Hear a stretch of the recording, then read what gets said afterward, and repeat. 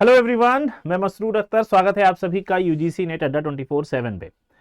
हमारे UGC net दिसंबर के examinations चल रहे हैं और अभी तक के जो रुझान आए हैं उसको देखते हुए ये लग रहा है कि एनटीए ने इस बार असर्शन रीजन, स्टेटमेंट 1, स्टेटमेंट 2 और मैच द फॉलोइंग का रख रखा है।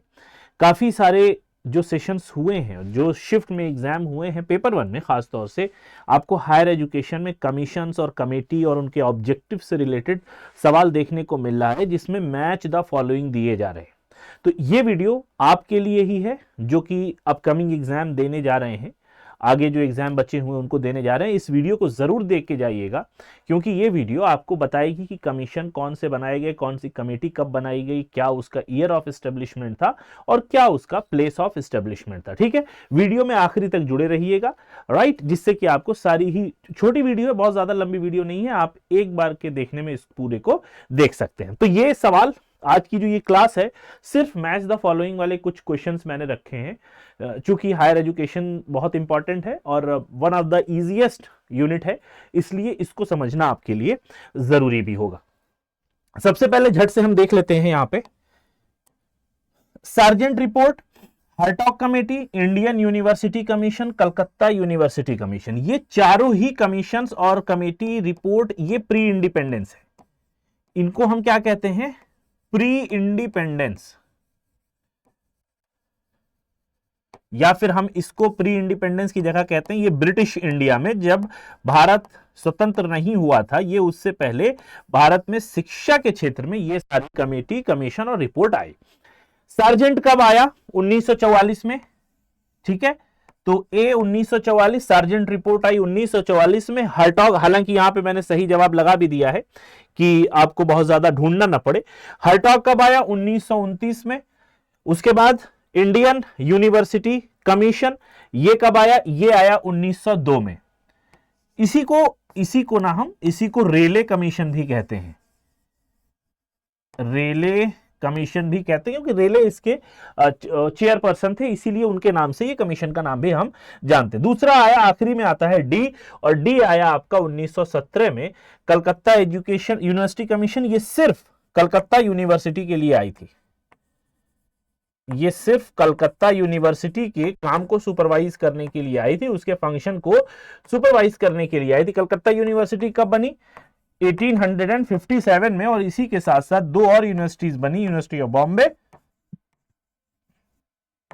University of Madras, university of Bombay और यूनिवर्सिटी ऑफ मद्रास। अगला सवाल, justice Verma commission 2012, Yashpal committee report 2009, district information system of for education 1945 to 95, justice B N Shri Krishna committee 2010, school education, professional courses, women education, teacher education, higher education.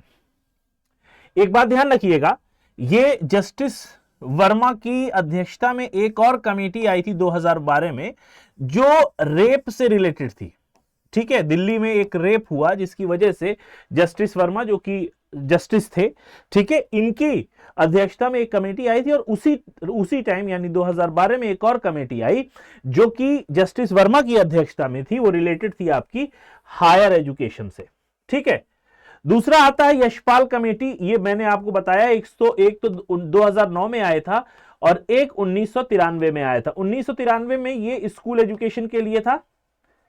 ठीक है, ये school education के लिए था, learning without burden, learning without burden. ठीक है, bag हल्का करने को, यानी बच्चों के अंदर क्रिएटिविटी बढ़ाने के लिए किताबों का बोझ कम करने की बात इसमें कही गई थी। तो यहां पर, और जो 2009 में आया था, ये आया था हायर एजुकेशन के लिए, डीम्ड यूनिवर्सिटी को स्क्रैप करने के लिए और हायर एजुकेशन के रिकंस्ट्रक्शन के लिए। तो बी आपका जाएगा,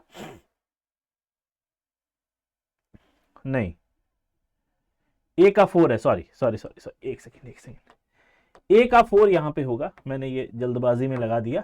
ए का 4 जस्टिस वर्मा की, ए का 4 होगा टीचर एजुकेशन के लिए आया, सॉरी। और ये बी आया था, प्रोफेसर यशपाल की अध्यक्षता में एक कमेटी रिपोर्ट दी गई थी हायर एजुकेशन 2009 में।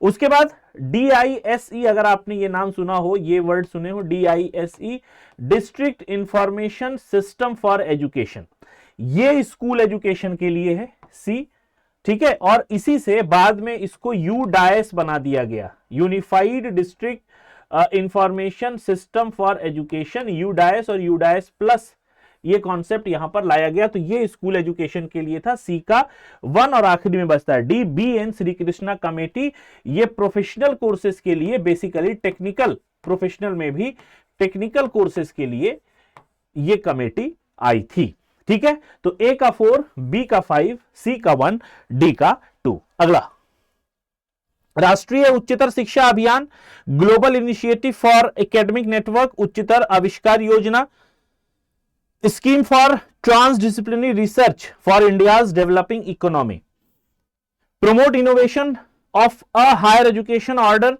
that directly impact the need of industries, initiative invite international faculties to give short term programs to Indian students, promote research in frontier areas of knowledge, improvement of access, equity, quality in higher education। तो यहां पे अगर आप देखें, ये एक global initiative है जो कि ऑप्शन नंबर 2 के साथ जाके मिल रहा है, यानी ये हो जाएगा बी का 2, ठीक है। तो बी का 2 हो गया, यानी यहां पर इंटरनेशनल फैकल्टी को इनवाइट करेंगे अपने यूनिवर्सिटीज में, कुछ गेस्ट फैकल्टी का या फिर कुछ गेस्ट लेक्चर्स देने के लिए। तो यहां पे ये सही मैच यहां पे है, ए का 4, बी का 2, सी का 1, डी का 3। नेक्स्ट आता है national education policy, national policy on education, national knowledge commission, learning without burden, report of the national advisory committee. तो ये national education policy, national policy on education, ये क्या है, इसके अध्यक्ष कौन थे, सैम पित्रोदा, सैम पित्रोदा। इसके अध्यक्ष कौन थे, डॉक्टर के कस्तूरीरंगन, के कस्तूरीरंगन। और इसके कौन थे, ये कब आया, ये यहां लिखा हुआ, ये आप बताएंगे, इसके थे प्रोफेसर यशपाल। अभी मैंने बताया भी था लर्निंग विदाउट बर्डन, तो सही ऑप्शन इसका हो जाएगा ए का 4, बी का 3, सी का 2, डी का 1। Next, national education policy, world commission on environment and development, Wardha educational resolutions, environment protection 1986। तो इसका सही जवाब क्या होगा, economic goals for basic education, नई तालीम, बुनियादी तालीम, ये जाएगा सी के साथ। तो सी का 1, ए का 3, बी का 2, सी का 1, डी का 5। मैंने यहां पे लगा रखा है सो दैट आपको आसानी हो जाए। अगला, lay down standards of legal education, maintaining the quality of technical education, maintaining the standard of teacher education, access to quality and affordable medical education. तो चारों के लिए, लीगल के लिए bar council of India, technical के लिए all India council for technical education, teachers के लिए national council for teacher education, medical के लिए नेशनल मेडिकल काउंसिल। तो यहां पे जो सही ऑप्शन होगा वो होगा ए का 4, बी का 2, सी का 1, डी का 3। Next, national higher education regulatory council, national accreditation council, higher education grants council, general education council. ये चारों क्या है, ये चारों 4 वर्टिकल हैं किसके, higher education commission of India के। ये सवाल पूछा भी गया है आपके एग्जाम में। तो ये क्या करेगा, ये सिंगल बॉडी रेगुलेटर है, ये क्या करेगा, रेगुलेटर है। तो ए का 3, ए का 3, बी का 1, सी का 4 और डी का 2। फाइन। अगला, the Harishchandra research institute of mathematical sciences, Tata institute of social sciences, Deccan college, national savings institute, कहां पे है ये बताइए। The Harishchandra research institute for mathematical science, ये कहां पे है, ये है इलाहाबाद में, ये है आपका इलाहाबाद में। टाटा इंस्टीट्यूट ये है मुंबई में, 5, right. Deccan college national saving institute ये है पुणे में, 2, और डेक्कन कहां पे आपका, नागपुर में। तो 1532, एक सेकेंड, 1532 ये हो जाएगा सही जवाब, 1532। Next, Indian institute of advance study, ये तो काफी इंपॉर्टेंट है, कई बार पिछले एग्जाम में पूछा भी गया। Indian biological sciences and research institute, Indian institute of soil science, Indian institute of sugarcane research. Advance कहां है, शिमला में है, तो ए का 2, ठीक है। Biological sciences and research Noida में है, बी का 1। और सॉयल कहां पे है, भोपाल में है। और सुगरकेन यानी गन्ना संस्थान कहां पे है, ये है लखनऊ में। अगला सवाल, establishment of NAAC, NCTE, AICTE, ICSR, 1994, 1969, 1995, 1987, 1995। NAAC कब स्टेब्लिश हुआ, 1994 में, यानी ये 1 के साथ जाएगा। एनसीटीई कब बना, 1995 में, यानी ये 3 के साथ। एआईसीटीई 1945 में, 5 के साथ। और आईसीएसएसआर 1969 में। और 1969 में ही एक और एजुकेशनल संस्था की नींव रखी गई जिसका नाम है जवाहरलाल नेहरू यूनिवर्सिटी, नई दिल्ली, दिल्ली में। फाइन, चलो अगला, input output memory software, mouse, monitor, cash, Python. Input device कौन सा है भाई, माउस आपका इनपुट है, आउटपुट मॉनिटर है, मेमोरी कैश एक मेमोरी है, और सॉफ्टवेयर पाइथन एक लैंग्वेज है जो कि सॉफ्टवेयर है। तो इसका जो सही ऑप्शन होगा A1, B2, C3, D4। Next आता है RAM, DVD ROM, arithmetic logic unit और सेंट्रल प्रोसेसिंग यूनिट। तो रैम क्या है, ये can be written only, fine. DVD ROM क्या है, ये hold the program currently being run, fine. तो ये इस तरीके से आप लगा लेंगे। एक बात और ध्यान रखिएगा, रैम आपकी वोलेटाइल है, ये वोलेटाइल है, परमानेंट नहीं है, ये टेम्पोररी है।